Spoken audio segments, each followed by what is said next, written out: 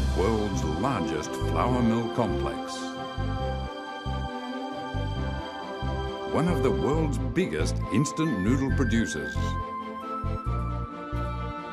Among Indonesia's major vertically integrated agribusinesses. The nation's most extensive distribution operations.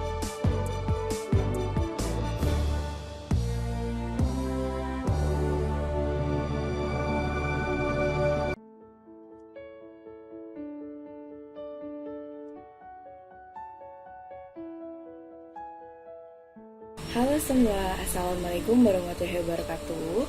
Nama saya Linda Agus Subuta Muda, NIM 39 dari UIN Syarif Hidayatullah Jakarta, Prodi Pendidikan Kimia. Kali ini kita akan melakukan kunjungan industri secara virtual di PT Indofood, terkhususnya pada pembuatan Indomie. Video ini dibuat dalam memenuhi tugas kimia industri oleh dosen pengampu Ibu Dr. Haja Siti Suryaningsih, Magister Sains. Pada pembuatan Indomie ini terdapat bahan baku. Bahan baku itu dibagi menjadi dua, bahan baku utama dan juga bahan baku tambahan. Pada bahan baku utama itu terdapat tepung terigu, di mana tepung terigu itu memiliki keistimewaan untuk mampu membentuk gluten pada saat terigu dibasahi dengan air. Terus ada juga bahan baku tambahan, itu berupa tepung tapioka, air, garam, minyak goreng, air alkali, dan zat pewarna kuning. Dalam membuat Indomie pada PT Indofood ini tentunya sudah menggunakan alat-alat yang serba canggih. Alat-alat tersebut berupa strel untuk menuang dan mengayak tepung agar bebas dari cemaran fisik, ada mixer untuk mengaduk dan mencampur tepung hingga homogen, ada dough feeder untuk mengistirahatkan dan menampung adonan, ada dough sheet untuk membentuk adonan menjadi lembaran yang terdiri dari 2 set roll press. Terus ada laminate roller untuk membentuk lembaran adonan, ada continuous roller membentuk lembaran adonan yang lebih tipis. Terus ada sliter untuk membentuk lembaran adonan menjadi untayan mie yang kemudian menuju ke weaving conveyor. Terus ada steamer untuk mengukur untayan mie dari weaving unit secara kontinu dengan uap air panas atau steam. Ada cutter untuk memotong untayan mie dengan tekanan.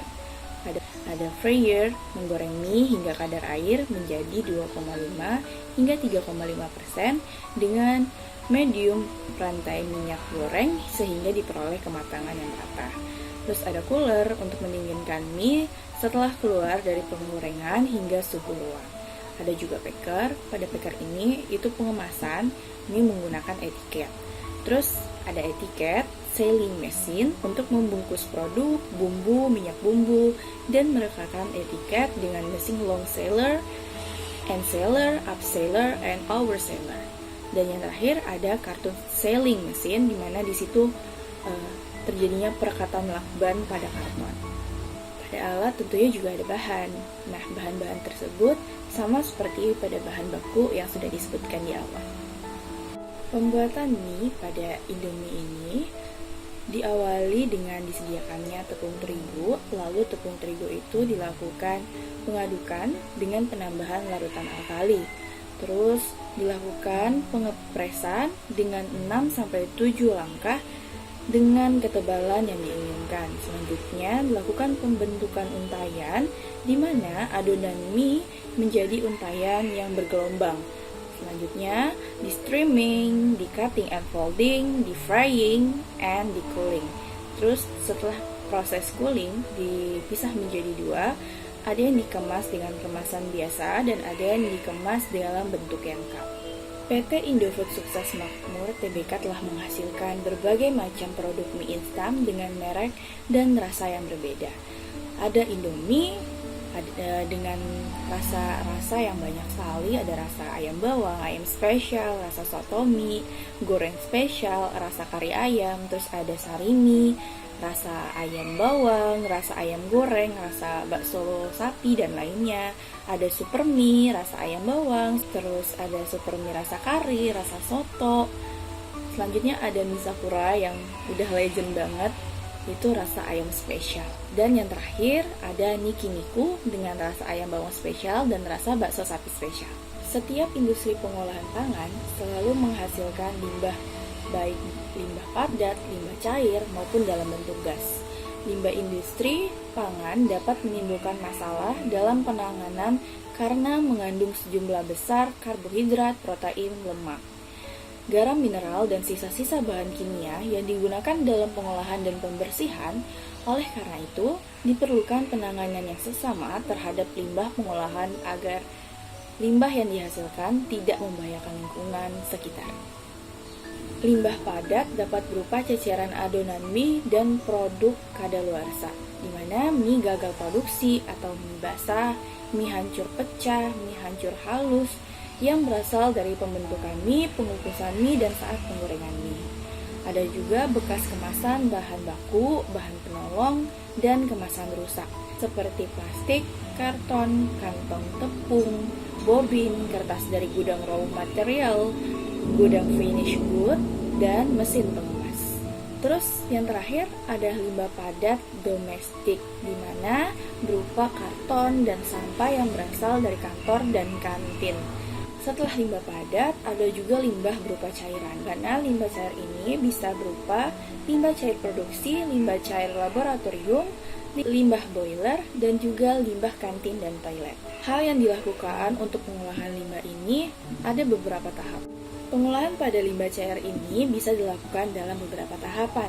Yang pertama bisa trapping, ekualisasi, USB, aerasi, sedimentasi, koagulasi, klorinasi, filtrasi, dan menghasilkan air limbah terolah terus ditampung, dan air tersebut dapat digunakan untuk penyiram tanaman dan pencucian ban mobil. Selanjutnya kita akan membahas tentang keselamatan dan kesehatan kerja di PT Indofood ini pada divisi pembuatan mie Indomie.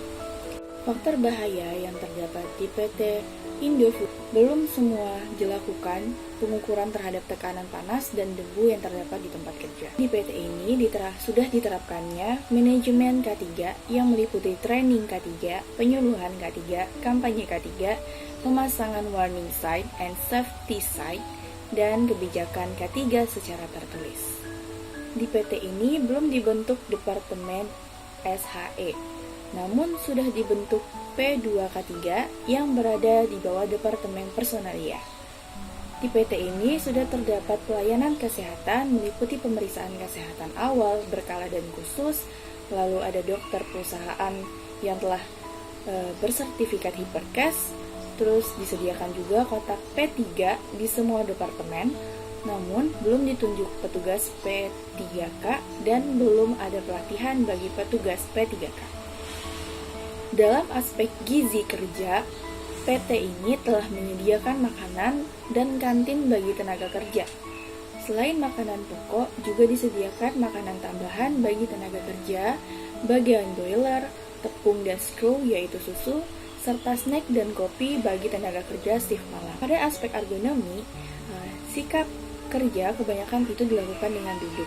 Terus penggunaan alat angkat angkut telah sesuai dengan prosedur yang ditetapkan. Pada aspek penerapan keselamatan kerja, sudah terdapat sistem izin kerja diberikan bagi instansi atau tenaga kerja yang bekerja dengan potensi bahaya yang tinggi. Dan juga pengawasan sistem kerja dilakukan oleh P2K3 atau ahli K3. Selanjutnya, ada inspeksi K3 yang dilakukan oleh P2K3 yang bekerja sama dengan kepala departemen terkait.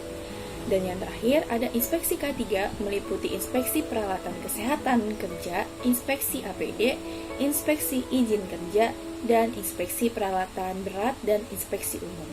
Setelah kita membahas semuanya tadi, selanjutnya kita akan membahas apa kandungan kimia dan manfaat dari produk ini, terutama pada produk Indomie dalam bentuk mie instan goreng. Dalam jumlah persajian atau dalam persen AKG-nya itu Indomie ini mengandung lemak total 14 gram, lemak jenuh sebesar 7 gram, protein sebesar 8 gram, terus terdapat vitamin A dengan persen AKG-nya 25%, vitamin B1 50%, vitamin B6 25%, dan vitamin B12 sebesar 45%. Terus ada juga karbohidrat. Karbohidrat itu dalam Indomie totalnya 54 gram, serat pangan 2 gram, gula 8 gram, natrium 1070 mg.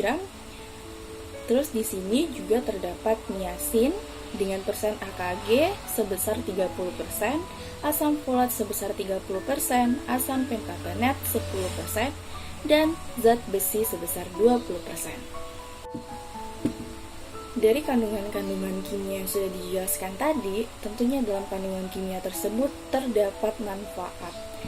Yang pertama, itu ada karbohidrat yang persenannya atau jumlah dalam Indomie itu sangat besar, yaitu dia bermanfaat sebagai sumber energi utama, pemberi rasa manis pada makanan, menghemat protein, mengatur metabolisme lemak, dan membantu pengeluaran feses.